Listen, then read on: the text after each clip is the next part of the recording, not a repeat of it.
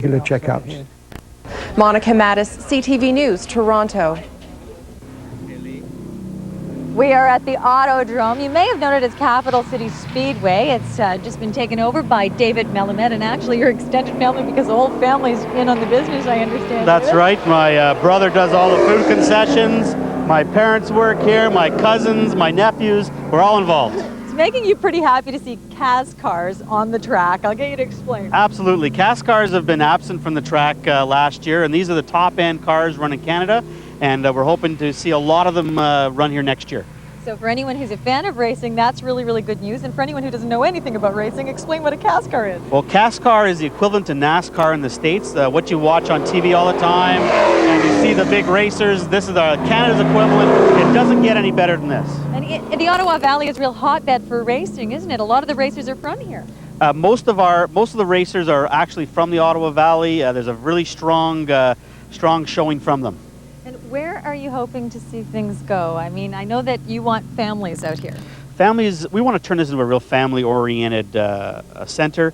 We get on an average of 300 children to an event. They have fun, the parents have fun. So it's important to us to see the family can go to some place where it's affordable and appropriate for all ages. Yeah, I find it really fun to talk to you because prior to earlier this year, you knew how much about race cars? I knew nothing about race cars. I was in the computer industry, and it's been a real learning curve for me this year. Have you been behind the wheel? Only once, and I think I'll leave that to the professionals. a wise man. Now, ooh, coming in for a stop. We didn't even have a checkered flag. This is Dave Connolly, and Dave Connolly is quite obviously with the Tide team. Hi, Dave. How you doing? Really well. Now, how fast were you going out there? Probably about 80 or 90 miles an hour. And how fast will this car actually travel? About 170 miles an hour. Whoa. What's it like for you to be racing so close to home? It's great. It's nice to be able to come back. Normally we're traveling right across Canada. So to be able to come 20 minutes from the house and have our local fans and family come, it's fantastic. So, how did you first get into this? Probably like every other young person, just loved starting racing and driving around, and had a chance out west to start, and from there it's just been full tilt ever since. Oh, terrific. Now, we'll let you get out of there. This is quite the machine, considered a CAS car. We already spoke with Dave Ottodrome earlier. You guys have raced against each other numerous times on the track, eh, Dave? We have.